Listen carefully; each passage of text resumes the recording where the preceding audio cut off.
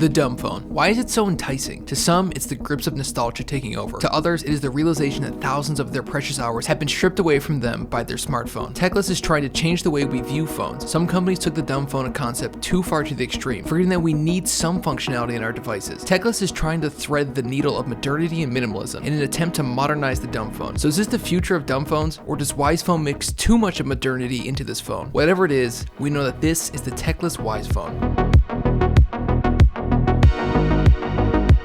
So here's what I love about this phone. The first thing is obviously it's the antithesis to a smartphone. It is the exact opposite of this phone right here. This phone is built to keep you addicted, to keep you on it as much as possible.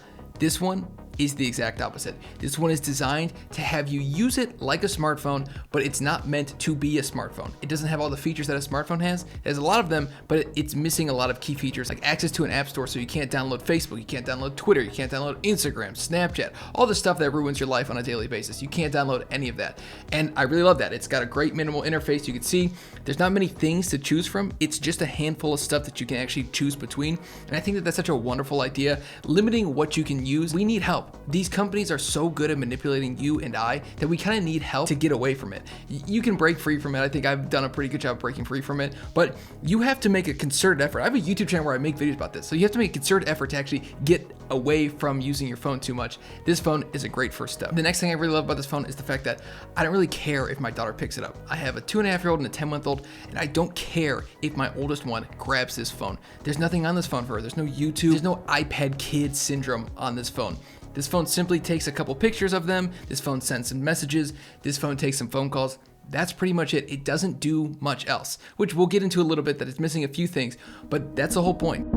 So what apps can you use? It has a clock, a calculator, maps, music, messages, phone, camera, notes, and Waze. With some apps potentially coming in the future, such as audio, banking, communication, home automation, transportation, utility. Next, I really like the size. I like how big it is compared to the light phone. Obviously, it's significantly larger. It's got a much better screen too. This is an actual usable display. This phone, the screen is so bad it becomes unusable. I'm allowed to send a text message. I shouldn't have to spend 57 minutes typing out a text message because you decided to put an e-ink screen in here. I sound like I'm attacking this phone. I really do like this phone, but there are a lot of things about this phone that I don't love. And one of them is that it's just kind of almost useless because it's so hard to type on. I'm allowed to send a text message and I'm allowed to send pictures of my kids to my parents or to my wife's parents, my wife's family, whatever it is, because that's what you do when you have kids. You take pictures of them, which leads me into my next thing that I really like is this dumb phone has a camera. That's such a wild thing. So many dumb phones that I've tested out don't have cameras. Cameras are so unbelievably important, especially if you are parents of young kids. You do not believe how many pictures and videos you will take of them just because they are always changing. You look at a picture you took or a video you took 6 months before and they look completely different. They're like completely different people in a way from just 6 months ago. And you want to be able to relive those memories constantly. That's always been one of my biggest problems with a phone like the light phone is that you can't take photos. Now, to be fair, because this phone's a little bit cheaper and you can use whatever carrier you want with this phone does have a special place in my heart. But I do love the camera with this phone because it's not the best camera ever, but having a dumb phone with a camera is really chef's kiss. I must say, they sent me this phone, Techless did.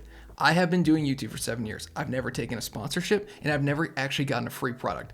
This is the first one. I've been offered a gazillion of them. I just never responded to emails because I just don't care.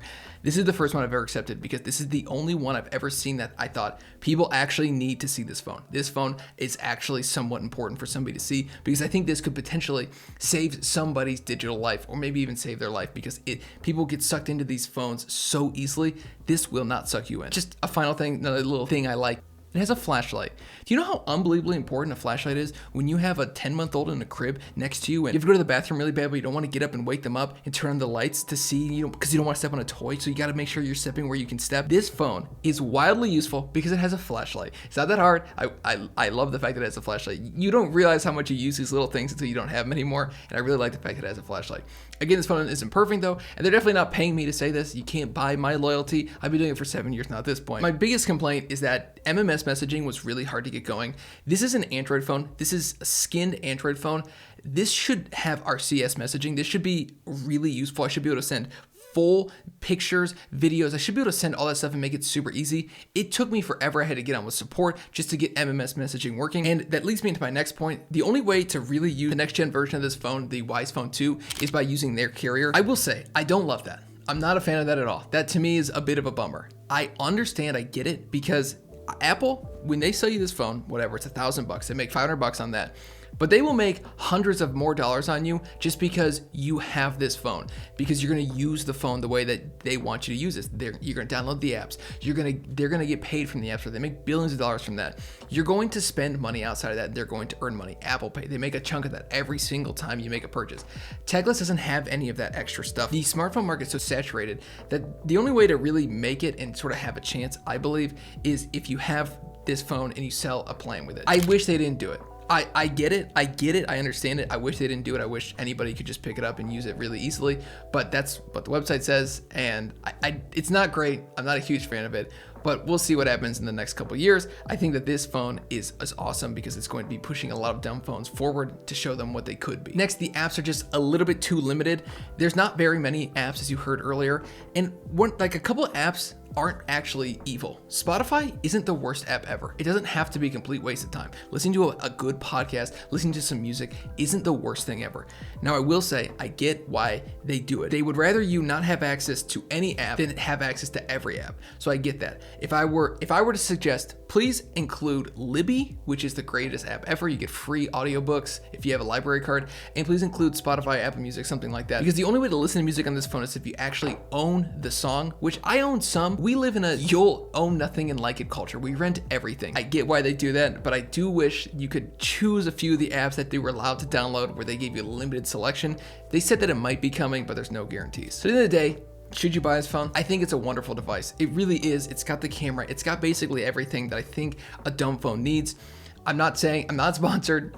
This isn't me just gloating for them, but this is a great next step. The carrier plan is a big bummer. I don't know what they're going to do about that. I might be a little mistaken, but the carrier plan is a big bummer.